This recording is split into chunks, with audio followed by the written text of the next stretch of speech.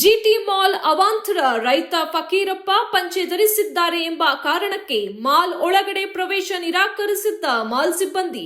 ಇದು ರಾಜ್ಯಾದ್ಯಂತ ವ್ಯಾಪಕ ಟೀಕೆಗೆ ಗುರಿಯಾಗಿತ್ತು.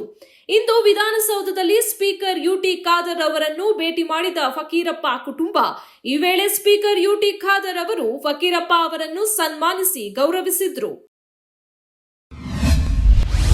ರಾಜ್ಯದಲ್ಲಿ ನಿರಂತರ ಮಳೆಯಿಂದಾಗಿ ಹಲವು ಜಿಲ್ಲೆಗಳಲ್ಲಿ ಭಾರೀ ಅವಾಂತರ ಸೃಷ್ಟಿಯಾಗಿದ್ದು ಹಲವರು ಜೀವನವನ್ನು ಕೂಡ ಕಳೆದುಕೊಂಡಿದ್ದಾರೆ.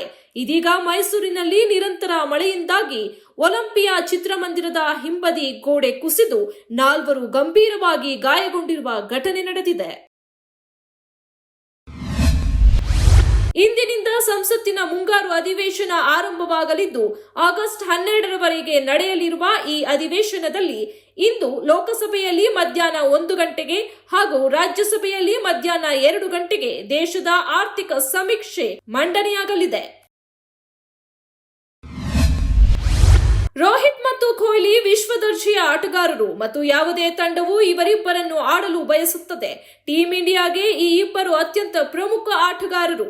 ಮುಂಬರುವ ಚಾಂಪಿಯನ್ಸ್ ಟ್ರೋಫಿ ಮತ್ತು ಆಸ್ಟ್ರೇಲಿಯಾ ಟೆಸ್ಟ್ ಸರಣಿಯಲ್ಲಿ ಇಬ್ಬರು ಆಡಲಿದ್ದಾರೆ ಎಂದು ಗೌತಮ್ ಗಂಭೀರ್ ಸ್ಪಷ್ಟಪಡಿಸಿದರು.